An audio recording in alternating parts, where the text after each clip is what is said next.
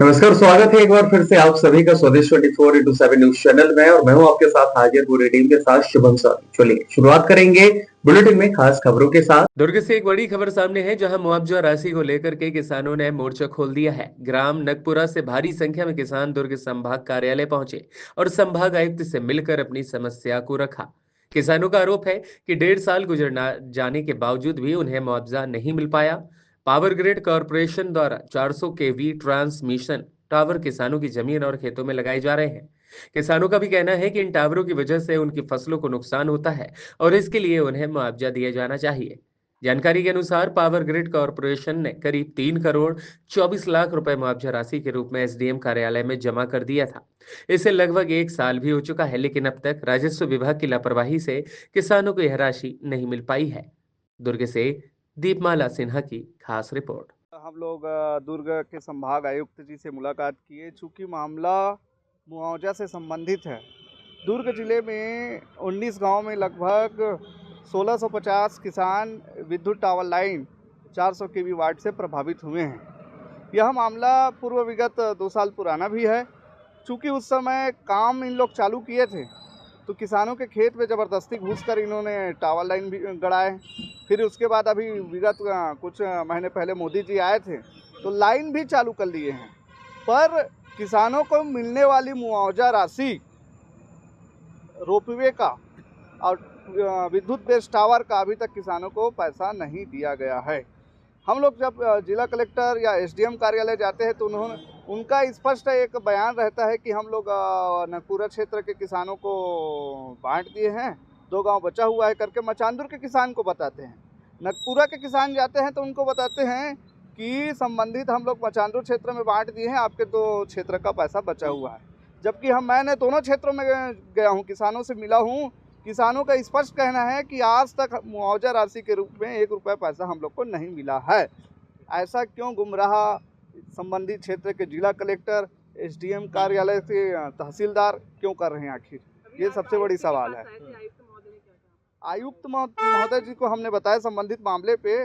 दूसरा हमारा कहना है कि 10 मार्च 2025 की एक शासन आदेश है जिसमें रोपवे का 30% और टावर बेस लाइन का 200% मुआवजा राशि का निर्धारित तय हुआ है। चूँकि हम लोग को मुआवजा अभी तक नहीं मिला है तो हमारा कहना है कि मुआवजा नहीं मिला है तो इस शासन आदेश में हम पात्रता रखते हैं और उसी पात्रता के आधार पे हमें मुआवजा राशि मिलना चाहिए। संभाग आयुक्त साहब ने हमारी मांगों को समर्थन करते हुए बोले कि ठीक है, मैं इस संबंधित मामले पे संबंधित क्षेत्र के जिला कलेक्टर, एसडीएम कार्यालय से मैं बात करता हूँ। साहब ने ये भी कहा, हमने बोले कि हम ठीक है, आप जो भी बातचीत है आप बताइएगा, हम लोग 1 हफ्ते बाद और आएंगे। साहब ने स्वतः कहा है कि ठीक है आप लोग आइए, ऐसा करके उन्होंने आश्वासन दिया है। मैं ढाले साहू, जनपद सदस्य।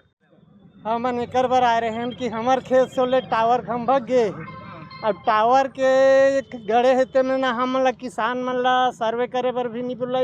कतका जमीन कौन किसान के ओमे दबे यहू नहीं जानकारी दीस, गड्ढा खोदी तौल नहीं बताइस। अपन मन मर्जी किसान वह अपन कंपनी वाले काम लग करे और आज तक के पेमेंट ला एको ठन दे नहीं है, केवल फसल नुकसानी भर दे है। ओकर बाद और एक टावर के पैसा मिली कोई किसान ला नहीं मिले। भेड़ सर नाम का है, नाम टावर लगा था और मोबाइल टावर लगा था। नहीं लाइन वाले, बिजली लाइन वाले धमतरी से आते हो। पावर ग्रिड हाँ, पावर ग्रिड। तो वही मांग है किसान मन के भाई कि हमार पेमेंट लग दो, मुआवजा दो। अब एक दिन वो आए रहे कलेक्टर यहाँ तो बोली पैसा आ गए। एसडीएम यहाँ एसडीएम करे कि 2-4 दिन लेके आए हो। हाँ, मुआवजा मेन मुद्दा मुआवजा है। क्या नाम है आप, कौन से गांव से आए? गजानन देशमुख, जमीन नगपुरा खार, निवासी भेड़सर। ठीक बताएंगे। एक 400 केवी ट्रांसमिशन बन रहा है। हाँ, नगपुरा गांव से जा रहा है। जी जी। तो किसानों का तो ये भी कहना है कि मुआवजा की बात भी कर रहे हैं और उनका ये भी आरोप लगाया जा रहा है कि पावर ग्रिड कॉर्पोरेशन ने जो वहाँ पर उनसे बिना पैसे लगाया चालू किया काम। ऐसा कुछ जानकारी है क्या है इस पूरे सिस्टम में बनाने का? नहीं, हमने बताया आपको ग्राम सूचना एसडीएम द्वारा निकाला गया है। सारे एसडीएम, क्योंकि ये लाइन जो है 4 जिला से होकर जा रही है, केवल दुर्ग नहीं, ये 4 जिला, दुर्ग, राजनांदगांव, बालोद और धमतरी, ये 4 जिला से होकर के जा रही है। तो इसमें जो भी नियम है वो चारों डिस्ट्रिक्ट में एक जैसे हैं, ऐसा नहीं कि सिर्फ नगपुरा या उसमें है ऐसा करके, है ना। और सारे लोगों को आम सूचना जारी की गई है, पेपर न्यूज़ में निकाला गया है। अगर इनमें किसी गांव वालों को ऑब्जेक्शन है तो वो भी हमको 2 महीने के अंदर में देना था। जब कोई भी किसी प्रकार का कोई विरोध या वो नहीं आया है, फिर जा कर के हम 164 निकालते हैं, है ना। 164 में फिर सीए एक ऑर्डर निकालता है कि अब ये लाइन इस गांव से जा सकती है। कभी कभी क्या होता है, कोई गांव में फॉरेस्ट रहता है, कुछ क्या रहता है, तो उनका ऑब्जेक्शन आता है, बट इसमें ऐसा कुछ भी नहीं था।